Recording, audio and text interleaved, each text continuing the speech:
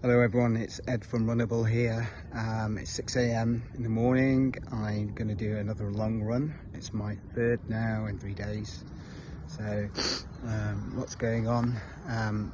Today we're going to be wearing, let me show you, the Neo Vista. Yeah, there you go. Strange looking shoe, right? It's what I would class as a long run shoe, but you can pick up the pace. There's no carbon plate, there's a nylon plate. Very comfortable, looks a bit weird. Looks a bit like a shoe you'd expect on a Smurf or something like that. Loads of different blue colours all over it. Quite booty knit fit. It's quite comfortable actually to run in. I'll give you a proper review later. It's a beautiful morning again, perfect for running. It's around 6 AM in North London. I'm a bit late this morning, it's just after 6. I want to get in just before 6, so I better get cracking. I'll do a bit of footage of me running and obviously how I'm feeling, and have a bit of a chat later. But it's good to see you all again, and take care, and I'll see you soon. Bye bye. It's good to see people out exercising in the morning. These outdoor gyms I think are a really good idea. Lots of people get a good use out of them, and you don't have to pay for a gym, so you know, what more can you ask for, really? A really good idea. Going back to the running shoes a minute, a lot of people describe these as mushy, you know, by that not in a good way, that you don't get much back from them. They're kind of soft and flat. I wouldn't describe them as mushy at all, actually, but that's because I'm a forefoot striker. As you hit the forefoot, you rock through the stride, roll through the stride, and the geometry works. If you're a heel striker, already if I go back onto my heel, I can see what people mean. So again, a lot depends on how you foot strike and your form with whether you're going to get the best out of a running shoe. I think for me the Neo Vista works, but for other people it definitely wouldn't. See you later. So legs this morning aren't feeling great, as you would expect after all the mileage. Left glute is hurting a little bit sore. Nothing to stop me running, but not great. Right shin a little bit sore. Again, nothing to stop me running. That's where my leg break was. For those that don't know, I was hit by a car when I was running in 2020.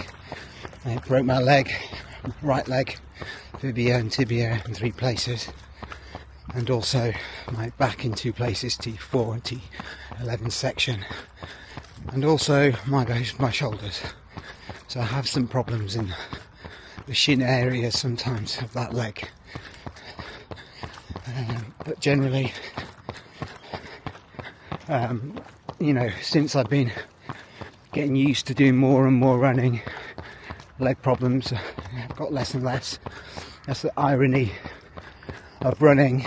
Actually, the more you run, and if you run sensibly, the less problems you're going to get, because you're training your legs to get used to running. But here's the key, and I've mentioned this before, that you can't just run. You have to do strength and conditioning, and that means whatever you like to do. So don't do something you don't like doing. So if you don't like doing CrossFit, find something else. Pilates, I think, is a very good form of exercise for me. Builds my core muscle, makes me strong. Your core is strong, then you have fine form when you're running, particularly if you're doing long distance events like the marathon. Towards the end of a marathon, your form can easily go to bits if you haven't done the right strength and conditioning of your core. So for me, Pilates work doesn't mean it's going to work for everyone. Find something you like other than running that helps you build some core strength, helps you build strength in your legs, your hips, your glutes, helps you become a stronger person and adds to your running. Because running itself, like I've talked before, hill sprints, strides, they'll build strength in your legs anyway, but you can add additional strengthening exercises in the gym or at home or one of those outdoor gyms that we just saw a minute ago. What I would say is always vary it up a bit. It can get a bit boring, do the same thing every day, because let's be honest, that's one of the problems with running at times. It can grind you down. So generally look after yourself outside of running is what I'm saying.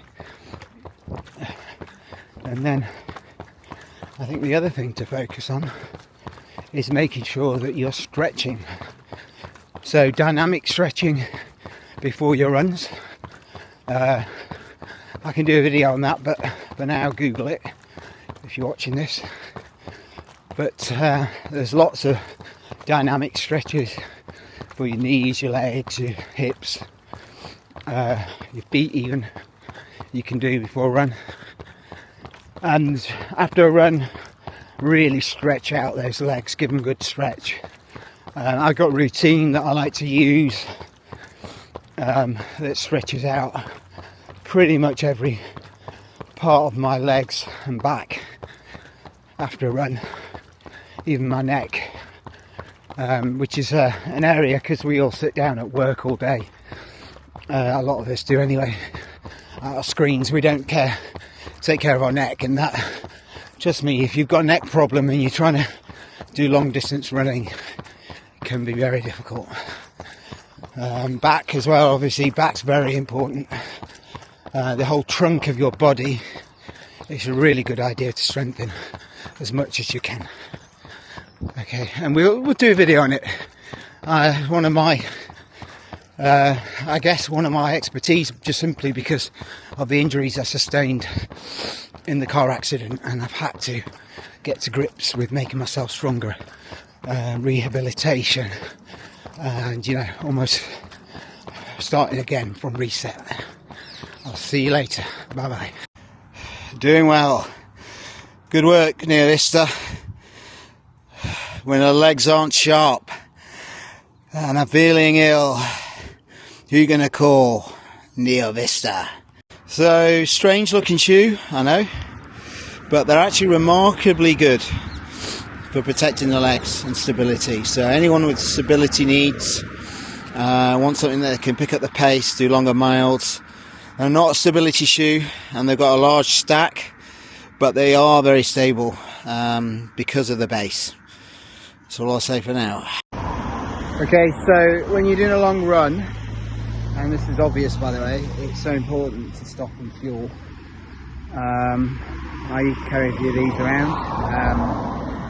I use Morton gels actually for races, and I use cheaper ones for training runs. I've made sure that I can adjust to them and my stomach feels okay with them, but it's so important to have some fuel in your body. Also, before you run, try and have something maybe in liquid form, juice, banana and strawberry or whatever juice. Try and fuel yourself even before you run, an hour before if you can, and you'll feel much better for it. And I roughly do every 40 minutes I'll take on something like this in the long run, and I feel much better for it. So it's so important. Get used to fueling for your races that way. And I think you can wear whatever shoes in the world you want, most expensive running shoes, but if you don't fuel properly, it's a waste of time. So probably one of the most important things, along with strength and conditioning and stretching, is fueling and sleep. We'll talk about sleep another time, but sleep obviously is where your body actually repairs itself, so it's very important to get a good sleep before a long run. Anyway, I'm talking about long runs. I better get on with mine, so I'll see you a bit later. Bye bye. Going back to fueling, if you're carrying the gel packs around, please put them in the bin. We see them all over the place, all over the floor. It's really terrible, and we've got an obligation as runners. This amazing space we're using every day, we've got an obligation to keep it clean for the wildlife, you know, for ourselves, you know, for the planet. So I'm going to preach about the environment to you. It's obvious. Put it in the bin. Carry it, even if it's sticky, and then put it in the bin when you see a bin. And that's the other thing at the moment. I don't know if you've seen it as well. These bins aren't really fit for purpose. The amount of times you see litter all over the floor. Here's a bin. That one's not too bad actually. But yeah, the amount of times you see litter all over the floor. It's generally foxes, even birds, crows. You know, they empty the litter bins. So another thing we can do, as horrible as it sounds, is pick up some litter when we see it, stick it in the bin. If we're passing a bin right here, minging, horrible bag thing, stick it in the bin. There you go. Little things like that help hugely. Anyway, enough lectures from me. Bye bye. So a little report on the shoes. Let's show you them again. There you go. So not as lively as this yellow that I wore yesterday. You wouldn't expect so. You know, they've got a nylon plate in these shoes, EVA supercritical rather than, you know, PEBA foam. So the racist foam in this yellow is obviously going to be more responsive. But still really cool in terms of protecting your legs. I'm going downhill now, and this is where you really feel the benefit. You feel the protection in the legs. I think that huge cutout in the sole really does make a difference on impact. It kind of splays the rubber, so you get almost an even wider base, if you know what I mean. We'll talk about it later. They've really thought long and hard, Mizuno, about this shoe. I can tell.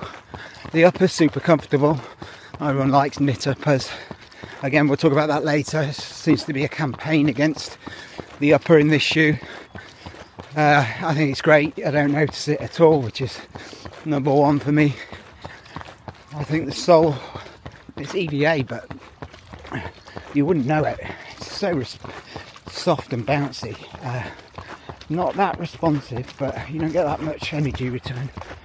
Or I should say, you don't get the same energy return as a race shoe. But for this kind of super daily trainer, I think it's brilliant. You know, it makes you work. You know, you're not going to get 3 miles in this shoe. You know, you're going to have to use your legs, your hips, your glutes to push on. There's no carbon plate popping you along, which I think is great for training actually, because when you do put one of these plated shoes on, you fly because your legs are used to working hard. But generally, yeah, very good shoe. Up there with Superblast in my opinion. If you like Superblast, you'll like this shoe. I'm just not sure it's as durable. It's a lot cheaper though. Okay, we'll talk later. So another thing I think is quite important when you're out running is to try and be social. What do I mean by that? So when you see people when you're out for a run, and these people maybe that you see on a regular basis because you're doing the same kind of circuit each day, or you know, every few times a week, say hello to them, say good morning or afternoon. Doesn't matter if they don't reply. It's just being social.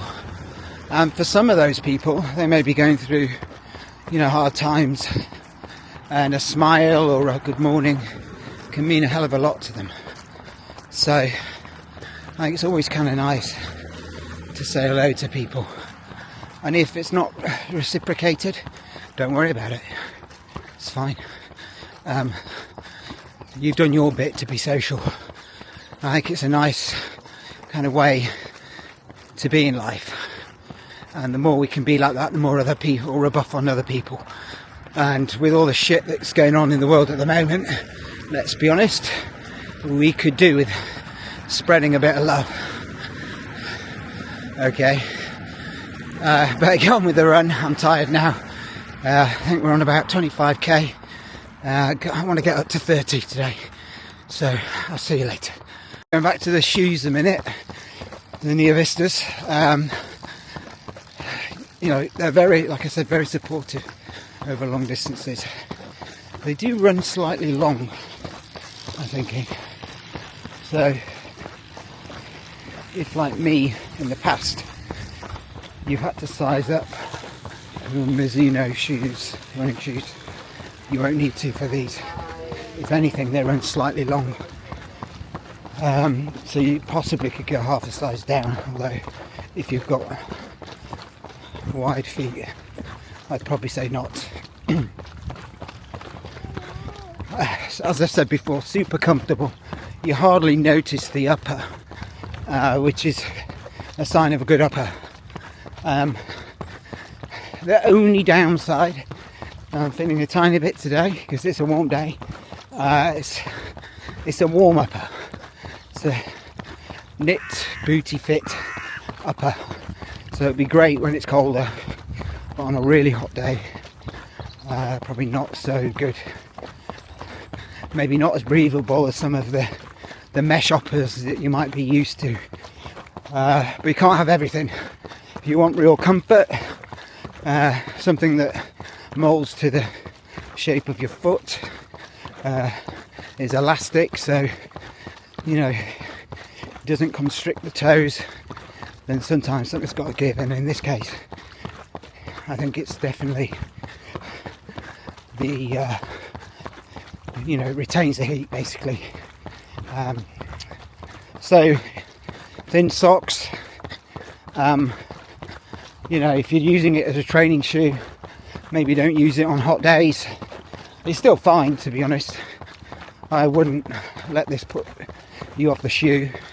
It's just noticeable that as the weather gets hotter, this retains some of the heat more than some of the other shoes, like say Superblast or, you know, Skyward X, these shoes that it's competed against.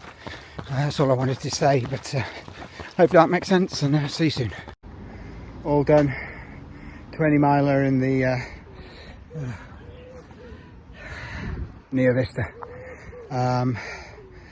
Wow, it's hot now. That was a good run though. There's a real sense of achievement after you've done a run like that, so I can go home to my delightful Teams messages now and get on with work, and I'll catch you a bit later with a review of the shoes and let you know how the run went, and just a general overview really. But thank you very much if you've listened up to now, much appreciated. Thank you. Bye bye.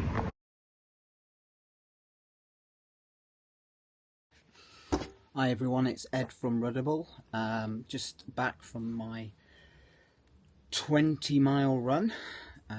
Yep, it's a tough one today, but I got it done, and I got it done with these babies on, the Neo Vista, these bad boys. And I want to tell you a little bit about the Neo Vista today, what I think it's good for, you know, who it will suit, the pros and cons around the shoe, and how it went for me on the run today.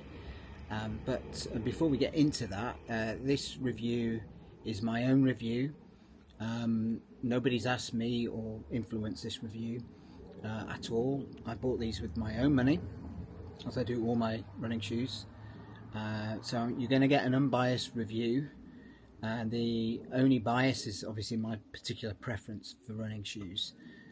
So you know, take that as well, but nobody has influenced this review whatsoever, so it's my honest opinion.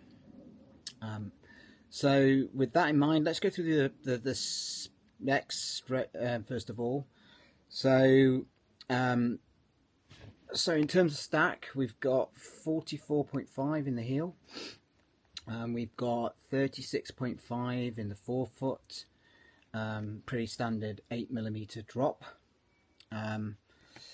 Yeah, it kind of runs like that as well. You know, it's got a nice feel to it.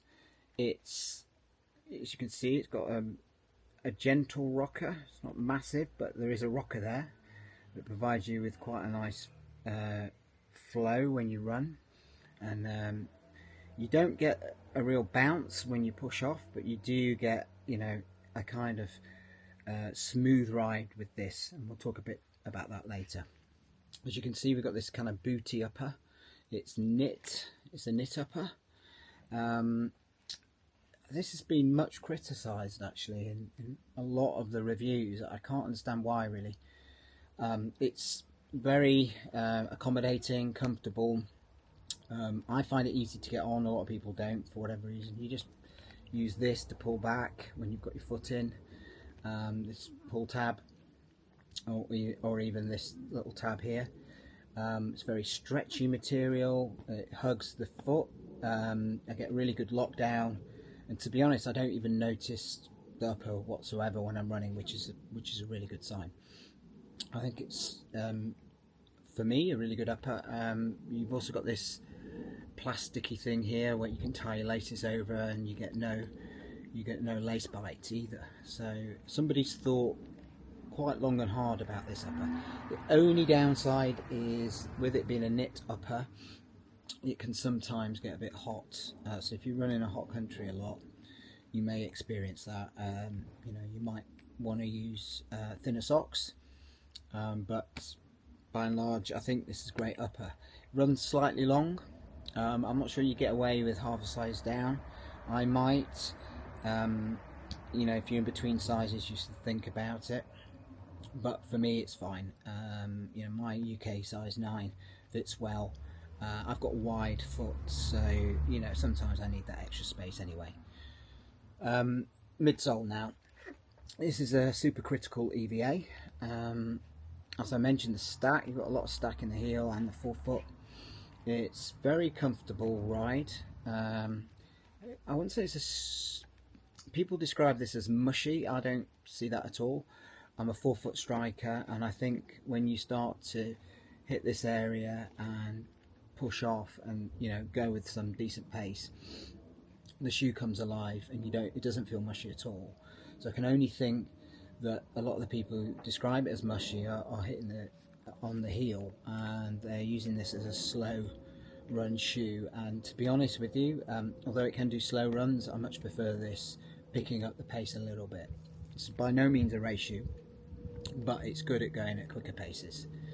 And then, yeah, the midsole, like I said, supercritical EVA, bouncy, soft, has a bit of structure to it because it's got a carbon plate, nylon plate, which you don't really notice. I think it's there mainly for support, you know, and stability. I don't really notice the plate at all. I think maybe it's one of those things that if you took it away, you'd notice it. It'd be far less stable. This, by the way, is a very stable shoe, and we'll talk about that more in a little bit. Outsole now. Outsole. The most memorable thing about this is obviously this big canyon, this Grand Canyon they've cut out here. It's got soft rubber either side of this. I've probably done about maybe 70-80 miles in this, and it is starting to wear a little bit. Possibly, particularly this area here, possibly not the most durable rubber. So we'll have to see how that goes.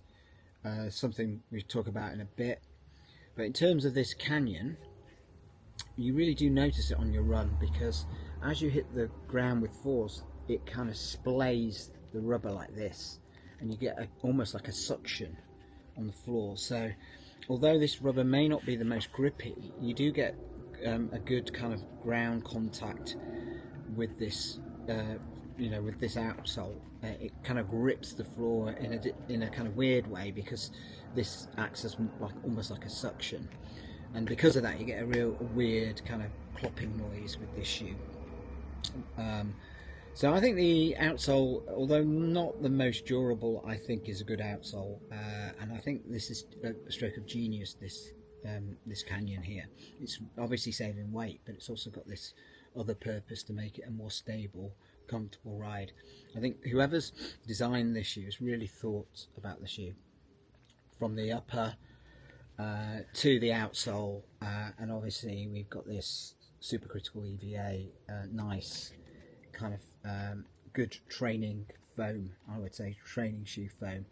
Not the most responsive, so I wouldn't recommend any fast races in this. You could run a marathon in this. I could run a marathon in this. I probably wouldn't run a marathon in this, just because I think there are better alternatives. But I could, like today, I could definitely recommend this for long runs.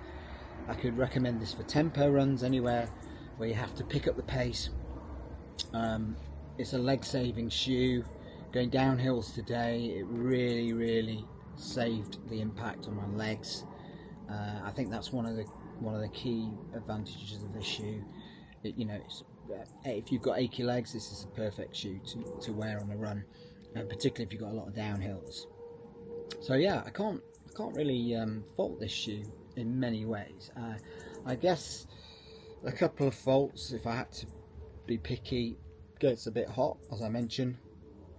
Laces are a bit long, so you either have to double tie them or tuck them in. And the colour, I don't hate it. It's just not, I don't know. It's just it feels like something that Smurf would wear. It's this booty blue. Let's be honest, we don't wear running shoes just because of the way they look. But this is not, if it wasn't a running shoe, this is definitely not a shoe I would pick out to buy. It's not one of my favourite looking shoes. You do get the odd glance with this thing on. But that said, I don't hate it either.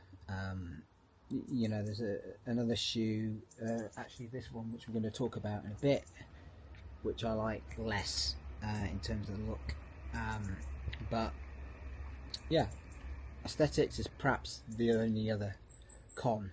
The rest of it I think is real positive here. Mizuno have struck gold with this one. I think there's going to be a lot of people interested in. I think it's going to be a bit like the Superblast, have a bit of a cult following.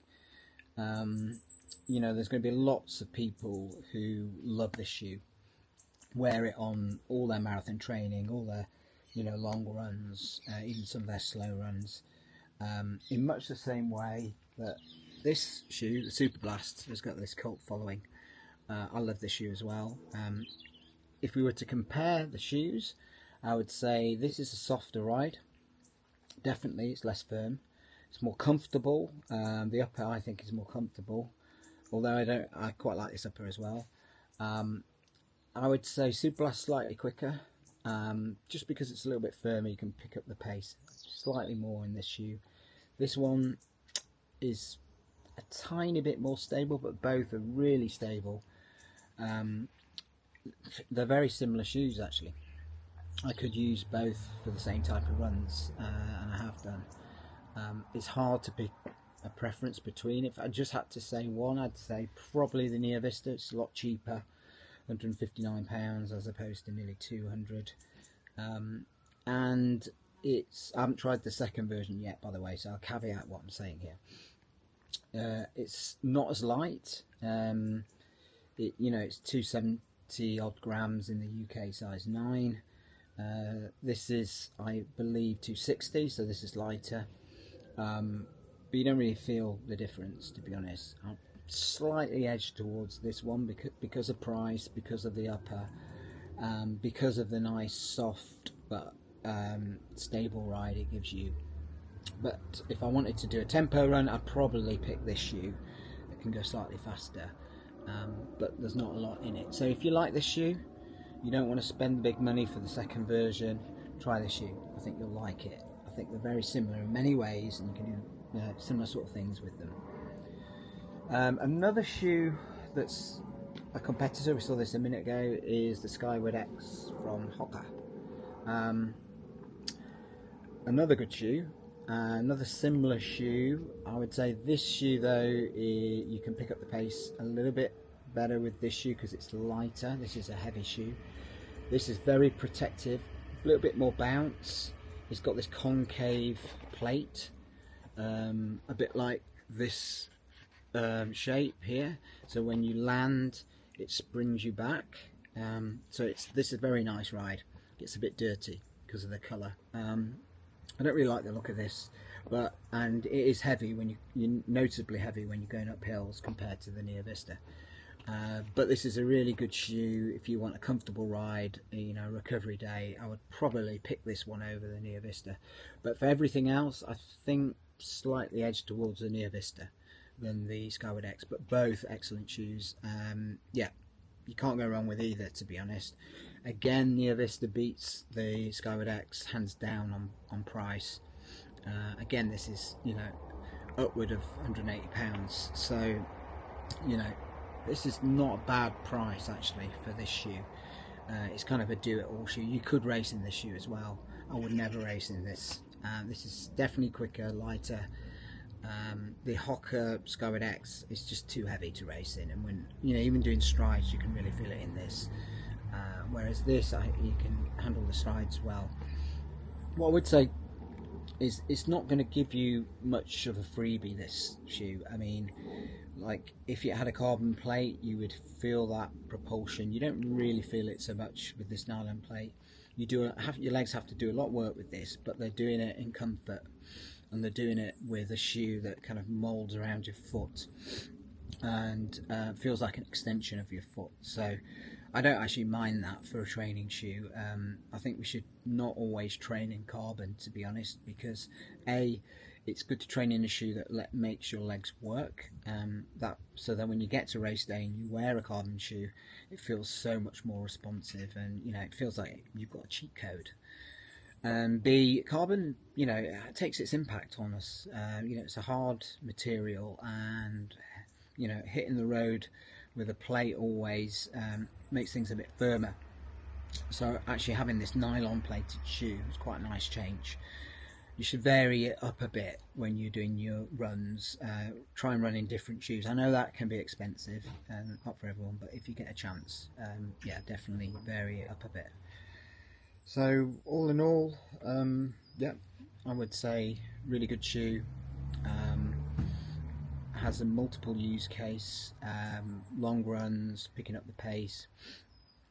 You could use this as your only shoe and race in it as well. I feel like there aren't too many negatives. It's a good price. Mizuno, you're on to a winner here.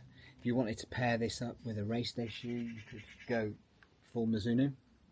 This is the Wave Rebellion Pro, and use this as doing the everyday miles. There is a version of this called the Flash.